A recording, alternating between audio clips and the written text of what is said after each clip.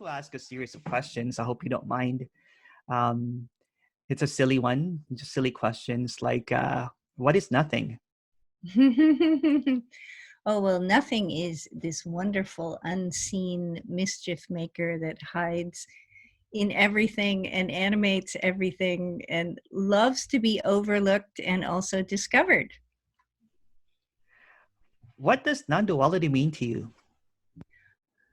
Well, I think it's sort of a longer word for oneness.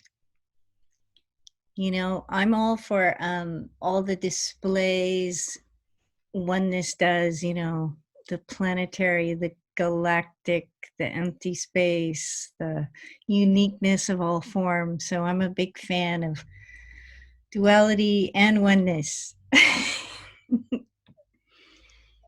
Excellent. I'm out of questions already. How did this apparent happening happen to you that did not happen? Yeah, it's such a mystery because we're all already this life itself, you know, undifferentiated, but also super unique as soon as we embody. And there's a remembrance in all of us of the simple life, so to speak, and flowing, responding rather than reacting. And then there's this glorious longing that arises. And even as little kids, it happens, you know, where you just notice the conditioning and you're going, that is so weird. You know, I remember being like that with around adults going, excuse me, this could be really simple. So there was just this longing and then a great quest, which is always fun to go on a treasure hunt. And lots of messengers along the way. And because the questing here was sort of passionate and over the top, exhaustion also came along. And that really brought me to my knees, besides sort of the surface part of the life sort of falling apart and the Pamela sort of falling apart. And then, you know, you can call it grace, you can call it exhaustion, you could call it whatever you want, but there was a return home and there was a lot of gratitude about that, back to simple being or non-being, whatever we want to call it. If you can summarize, what you talk about or teaching, whatever you want to call it, can you give me a summary of what you talk about, Pamela?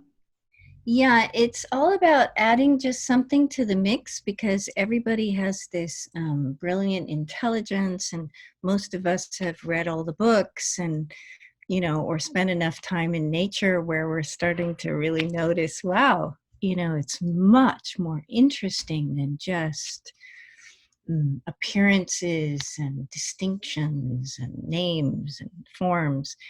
Um, so I was really surprised just to notice if we add one thing into the mix and maybe another bonus thing, not that it's a thing, but respect. We'll notice how animals respond very beautifully to us if we're respectfully walking through a forest, meaning, oops, sorry about that.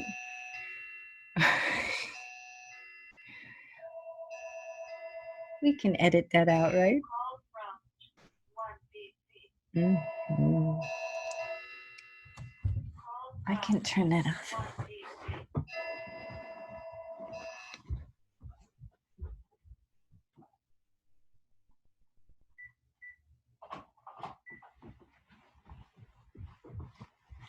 Sorry about that. So that what I find unveils everything is respect. So if I'm walking in a forest, just with a little bit of respectful awareness, I have a completely different experience with the animals and the birds and the trees and the streams. And if I add that within my own wilderness or body mind, it's the same response. Like more of a sense of being welcomed and included and rooted and flowing, rather than, you know, the usual before I was an object and everything else was objects and that would then make for hierarchy and other and separation and misunderstandings and chaos. So I like adding respect within wherever, and then also kindness. Can call it compassion, but a gentler approach within wherever. And those two soften everything. And as soon as the body mind softens or relaxes, then there's clear seeing. Yeah. What is clear seeing? Meaning kind of like the sunglasses come off. Sometimes I think of the mind functions as prescription lenses that are slightly out of tune. You know, the mind with one statement or belief can color our experience, and even we can't see natural beauty or natural intelligence in everyone and presence.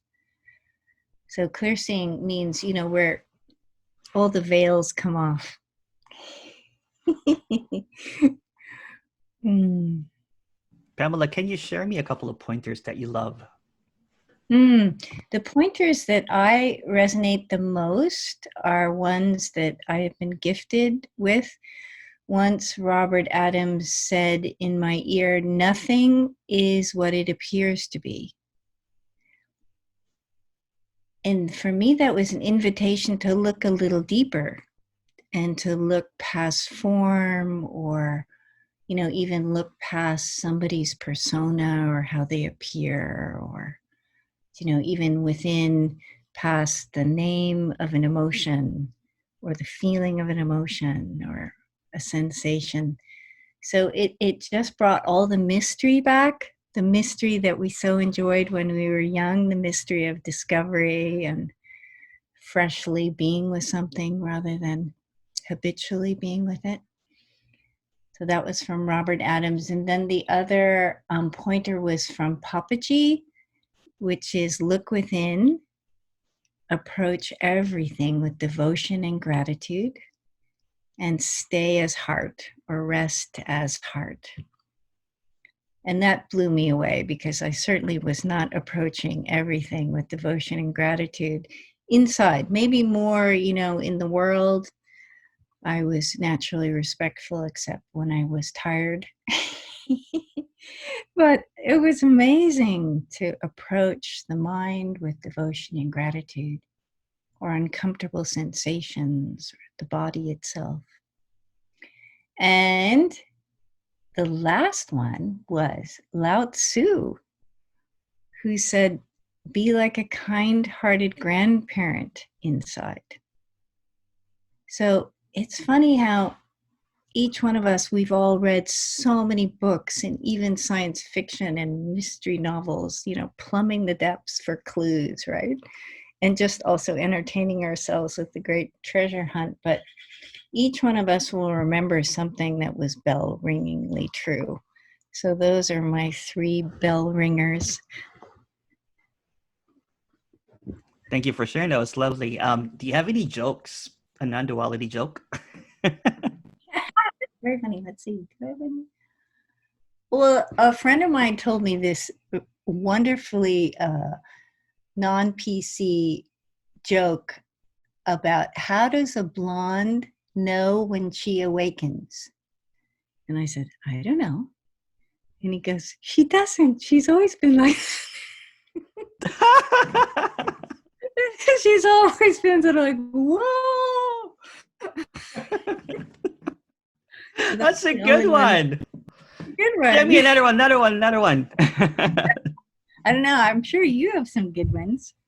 I can't remember any of them. That's sweet. Do you have any stories that you love that you want to share? You know, people usually have a story about a lion or a rope or something. Oh, those teaching parables. Yes, parables. Well, you know, we're really lucky as modern sages, all of us, because so many of even popular entertainment that we all enjoy, even like Star Wars and all these things. Beam me up, Scotty. All these things. They're really parables for naturalness or original nature. And I must say, lately I've been watching, what's it called? The Mandalorian. It's all about this magnificent, rooted in his dignity warrior um, who's taking care of baby Yoda from Star Wars. So that's also a parable, how this innocent naturalness in all of us does need warrior strength protecting it. Now it's overlooked that it's already there, so we seek it outside of ourselves, or, and yet it's always in the background, that warrior, rooted, unmoving support. Yeah. Otherwise, this surface reality game couldn't be so potent if there wasn't big backup.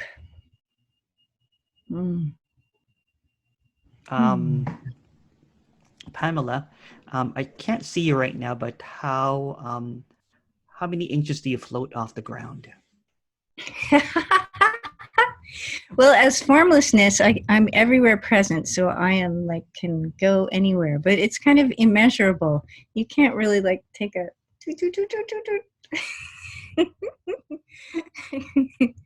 but I think it's kind of cool because if you think of mankind, for probably millions of years, they've been trying to sedate their bodies and their minds so that it all goes sort of vast and empty and open and serene. And it's so cool. Now we've found something that doesn't have any side effects.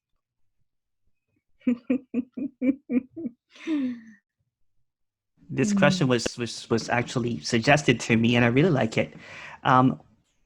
Would pre-shift Pamela would want to have this enlightenment or awakening or whatever people might want to call it? Oh, she definitely wanted what she called freedom. And, she knew for that, she didn't know, non-duality. So she didn't know it would be the absence of playing a role. She thought it would basically be relief, so that the emotions would kind of smooth out and balance and relax and open and be more imperturbable. And she thought the mind would be quiet and at rest and relaxed and content. So for her, it was about relief, I didn't really ever read the books. I was always reading the Book of Life. I did tons of spiritual practice, but it was usually looking for freedom from. And now I can see I would speak of it as freedom with.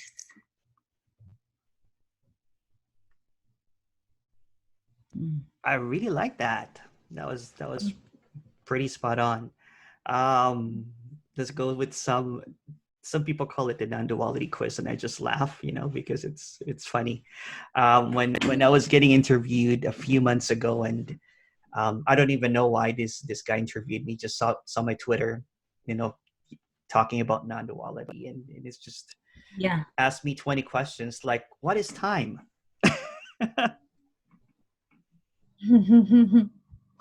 I love that. He had a list. That's cool. 20 questions. So I'm going to ask you, what is time? Well, time is a great mystery. All of us know my joke. Oh, here's a joke. Is the reason most of us wear watches is because we are timeless. So time is actually a function in consciousness. So it's a function in timelessness. And I find it quite helpful because it allows, for apparent appointments and little calendars and names of months and weeks, and so it's a practical function. The mind unfortunately uses it to postpone. Yeah. So that's where some mischief can be. The original mischief of time is that when you're relaxed, there's no time, or time expands. And we're all pretty noticing that, right? And then when the body is stressed or overwhelmed or in a rush, time shrinks. So it like cracks me up. Sometimes 5 minutes can be just so spacious and slow. And then sometimes 5 minutes is like, that was 5 seconds. So it's pretty mysterious and playful, and it's weird.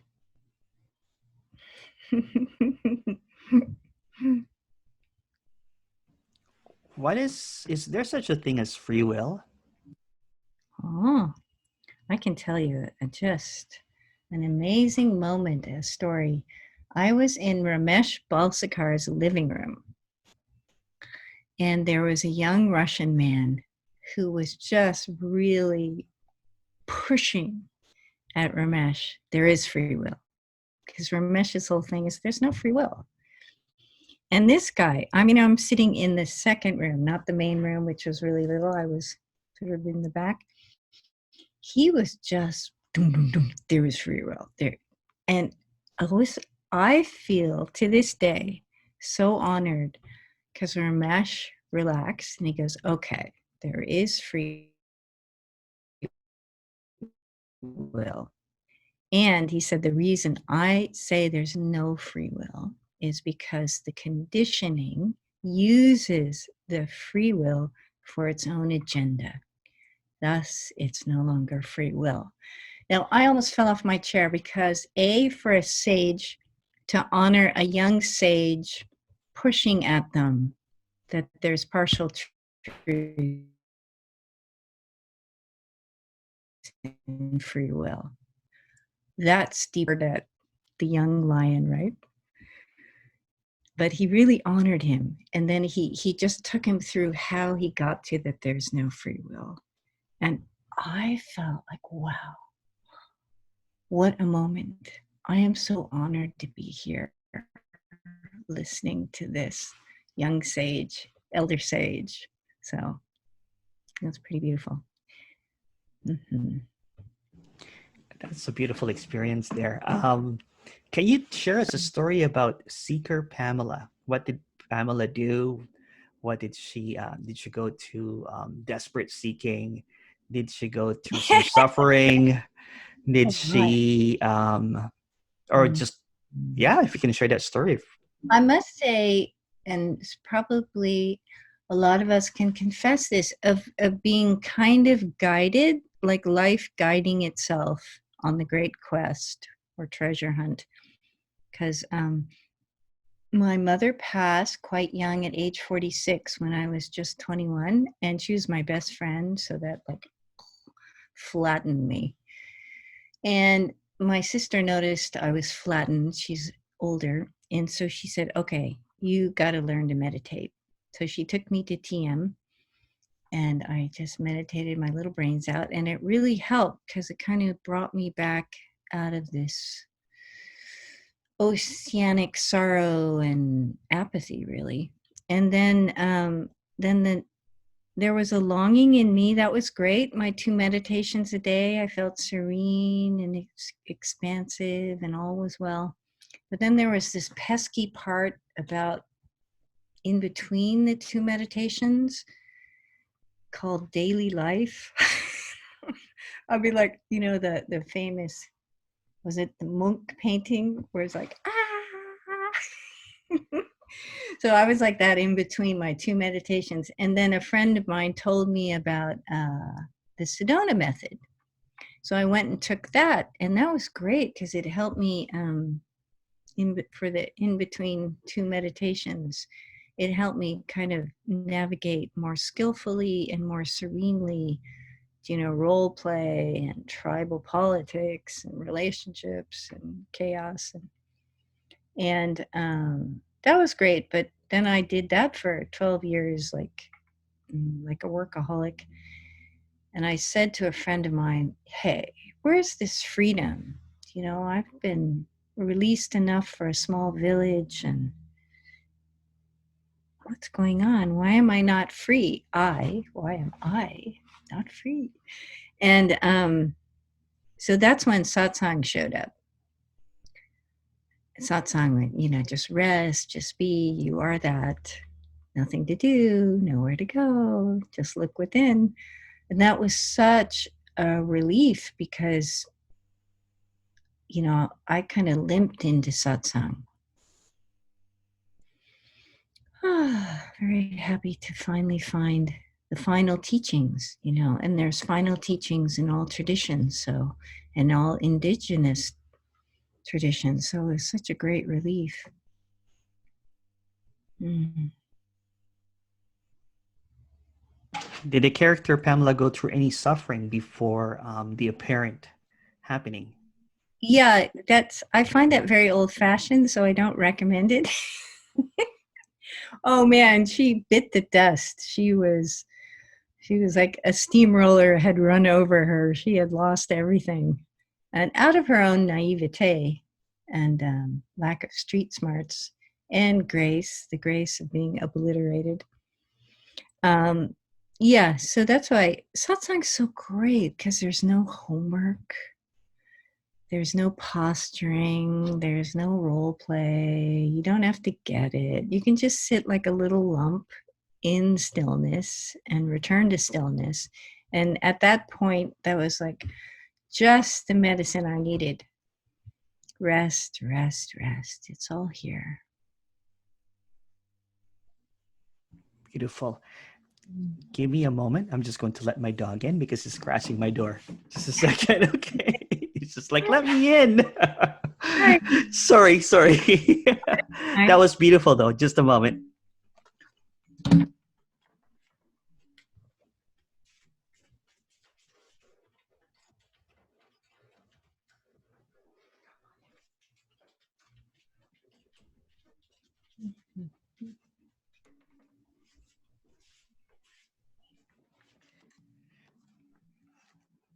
All right, I'm back. He's just he's my little son. He's a 14-year-old Cocker Spaniel. Oh, sweet. And what's his name? San Miguel. Ah, beautiful. Yeah. I lost my train of thought. Okay, my next question is what is this thing called liberation or freedom? Mm-hmm.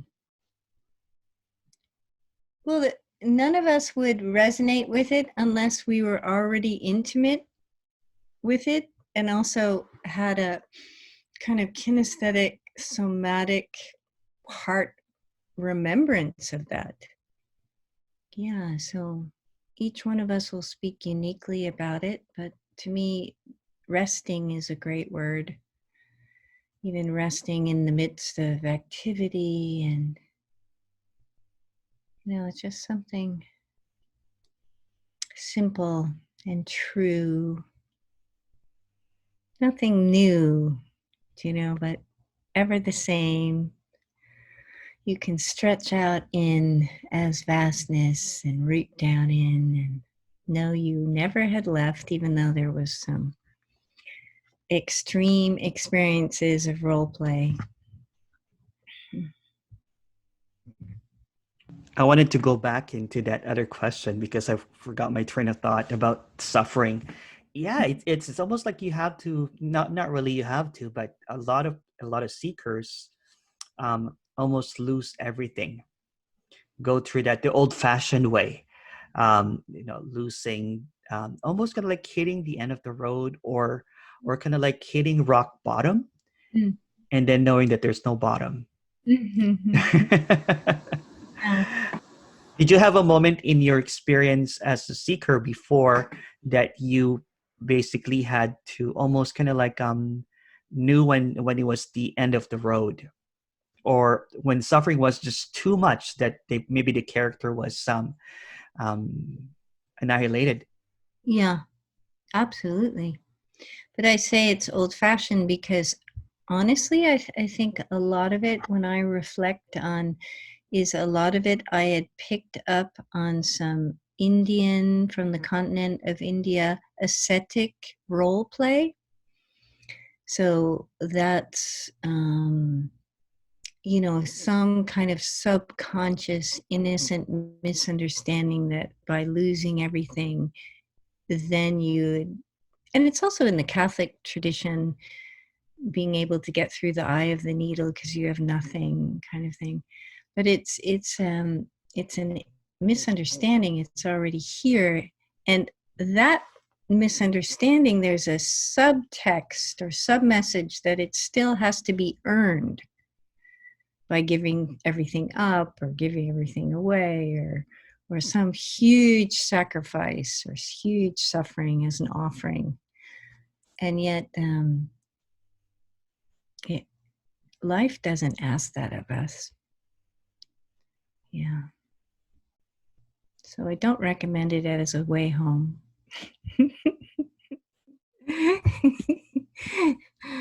We both did that, so they don't have to. How's that, Emerson? Yeah, it's almost like you don't want to wish this for anyone. You know what the old-fashioned way. No, it's so difficult. It's yeah, it's unbelievably horrible.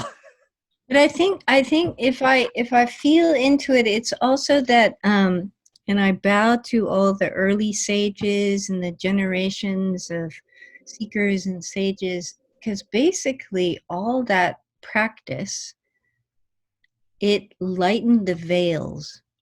So now, we have 13-year-olds, 12-year-olds, 9-year-olds come to satsang and go, of course, duh. So I have to say that all that meditating or inquiry or sutring or devotional chanting, it did. Anybody can look now and go, oh yeah, I'm awareness. I'm fluid. I'm formless. I can move around. I'm not contained by my body, the basics. So everybody, whereas before, it was a little denser, it seemed. I agree. I went through that meditation junkie period, where I meditated at 4 o'clock in the morning till 6 o'clock, and then doing yoga, and then being a vegan. All of the thing, like, okay, where's my checklist? I really, really want this. Whatever it is, and now I was sitting on a couch with a friend, and I showed him a couple of videos, and then within like not even 30 minutes, it's like I'm like, what? I felt cheated a little bit. But but not really. Really happy. No, it's super sweet because it's just very unveiled right now. Awareness, consciousness. I mean, Robert Adams when he was with Ramana, he asked him, should I do all this tapas and austerities the way you did? And Ramana said, no, I did that for you. So each generation of sages, if you even notice, we clarify the language, we simplify the pointings. There's now cartoons about, look here, got it? Yeah. It's really fun now, whereas before it was like slogging through the mud. Yeah, it is. It's almost like it was. Yeah, you're right. It was dense before. The tapas, and then the samskaras and all that kind of stuff. All of these concepts that we have to understand. And now it's like it's just people go on YouTube and they're like, okay, I'm not here anymore. That's right. Yeah, I had a friend who was coming to satsang in New York, and she was a therapist, really good one that worked with schizophrenics. And at one point, this guy was really overacting and doing his whole role play thing. And she looked at him and she went, you're playing a role, right? And he stopped and he looked at her and all the veils came off his eyes and he goes, isn't everyone? And it was like, whoa, what a moment, That's beautiful. Yeah. I was watching this documentary called Forgetting Dad. on Prime, and it was about someone that got into a car accident and had full amnesia. Yeah. And so he lost, he when he I think a couple of days he didn't remember who he was. He Mhm. almost had to start from the beginning, but he had this childlike wonder. I think the Mm. film was made in 2008, and I'm like, that's like non-duality. It's Yeah. like the whole character collapses, and he didn't have, his kids were trying to figure out, was he faking it? um, and then because he had a lot of problems before, but don't we have a lot of problems, as a character? Any character always have this compounded problems, and I think seeking is almost like an escape Mm. from our past, or any of the Mm. burdens, or anything that we hold on to that's imaginary, Mm. apparently. And then Yeah. when the apparent happening, or waking up, or liberation, or whatever the new term right now is, I don't know what the new term right now is, Pamela. It's probably just a snap. People will call it a snap.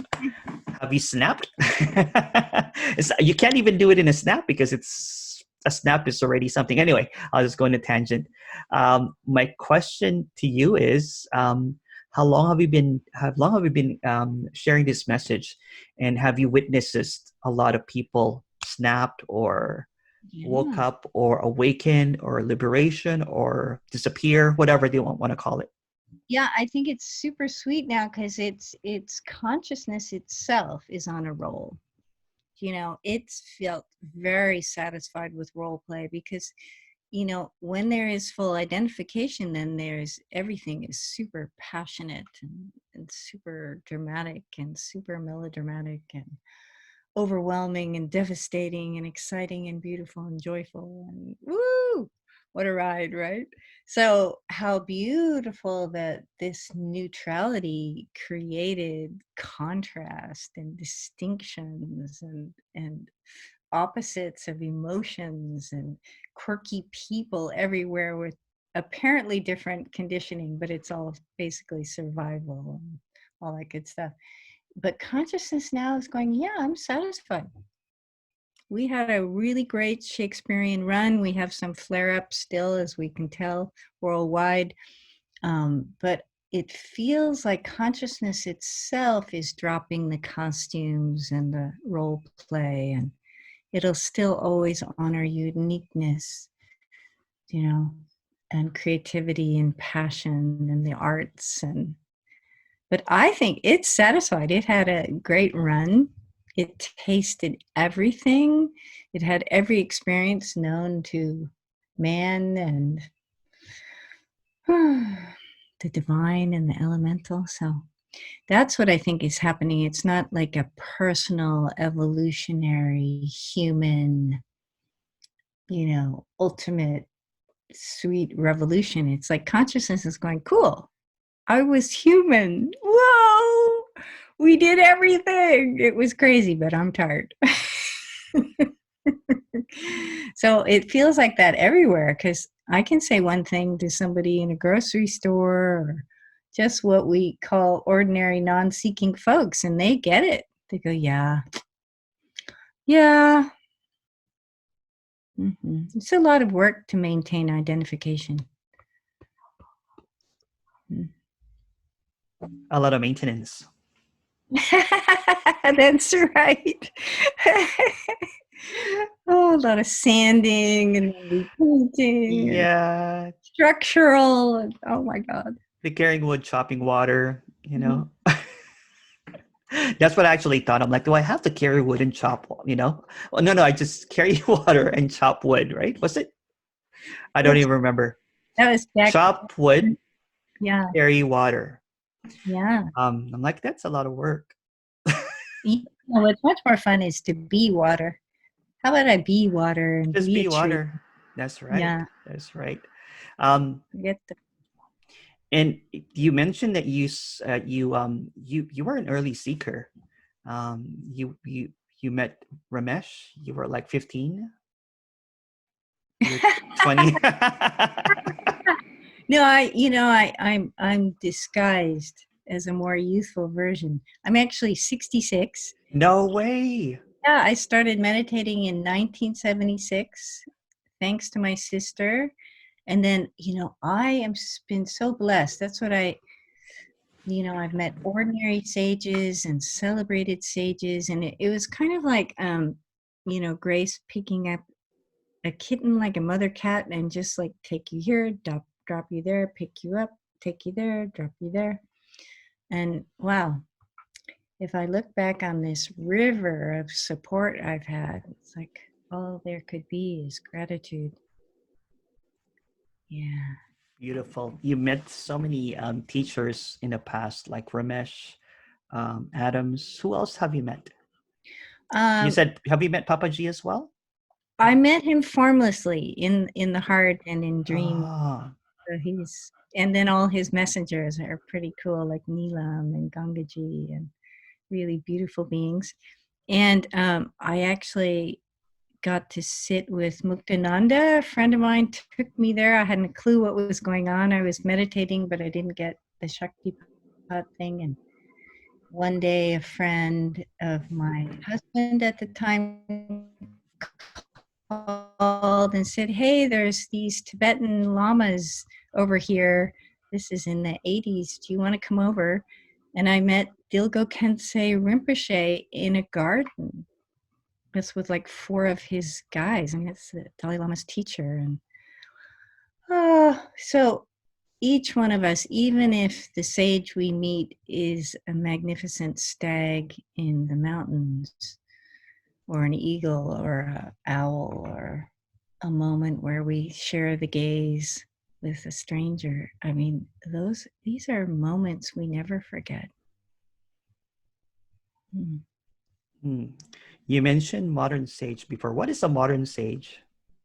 Oh, modern sages are cool because they don't have to wear costumes, and they don't usually have organizations, and they don't have to sit up straight and look spiritual. And we don't have to have that far-seeing, dreamy gazes. It's so cool. Being a modern sage is a return to naturalness, and we can go anywhere because we know everybody is this, and there's no awake asleep, and I don't think there's any levels of intelligence or levels of presence or levels of awakeness. In role play, you could make a kind of an idea about that, but not everybody is this. And it's nice. No rituals, no homework, no performance, no. I can tell you a funny story. I was Yes, at please. Yes, please. a non-duality conference in outside of Amsterdam, gosh, almost 10 years ago, who knows when. And a whole bunch of us modern sages or messengers were sitting around a table. And this woman shows up who is also at the conference, but she was wearing long white robes, and she was very tall and majestic. And she walked up, she wafted to the table, and she had all her people behind her also wearing white robes and everything. And that's cool if that's your thing, sort of.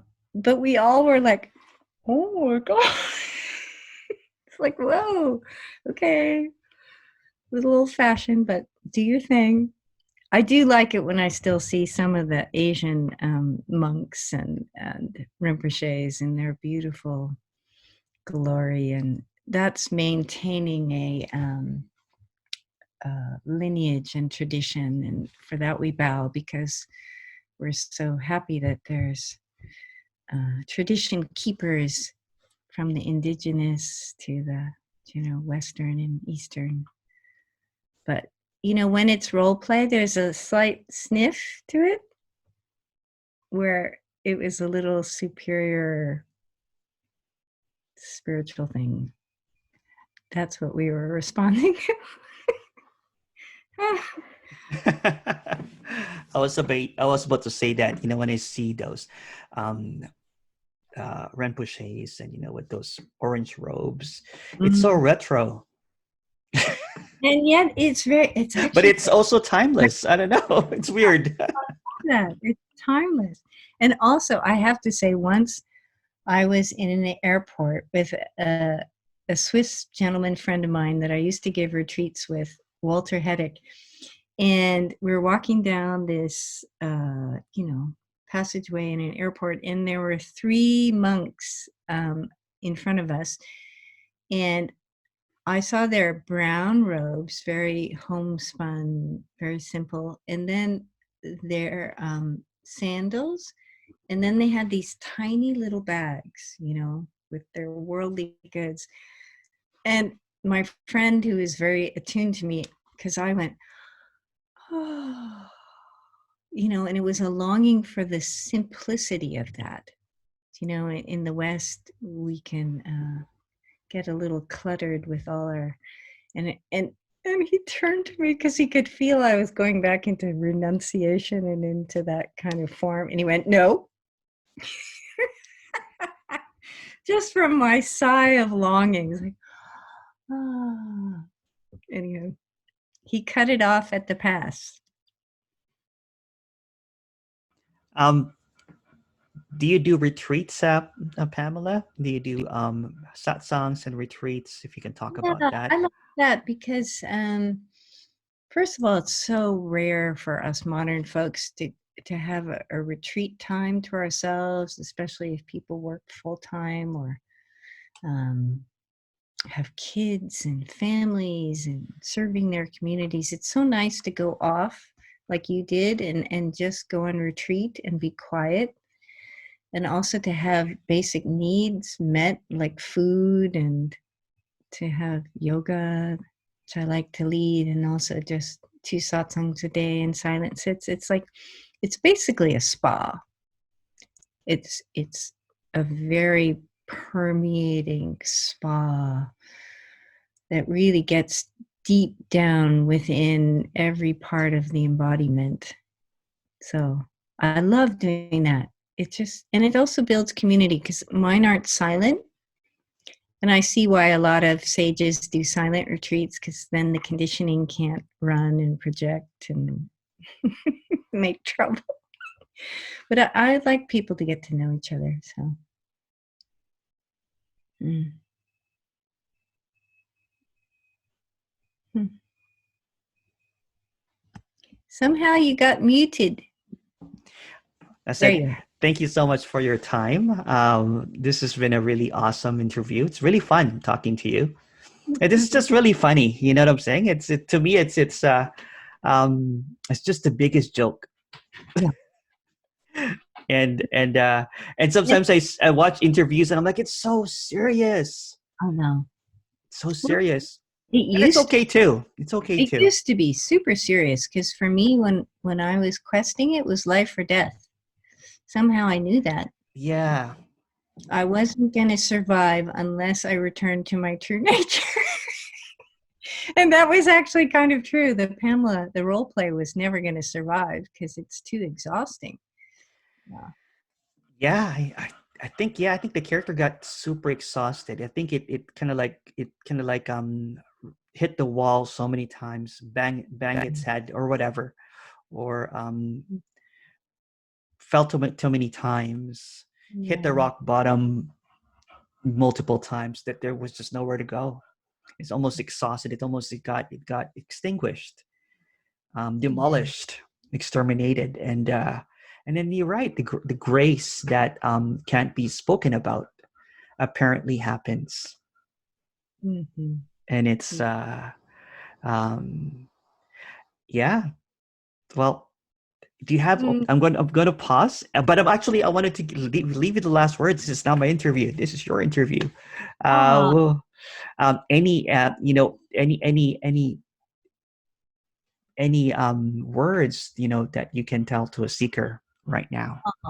well, a seeker is also role play, and the seeker really is the head. Because if you look below the nose, there's a lot of space. It's already all welcoming. despite the defenses and the conditioning, everyone still feels everything.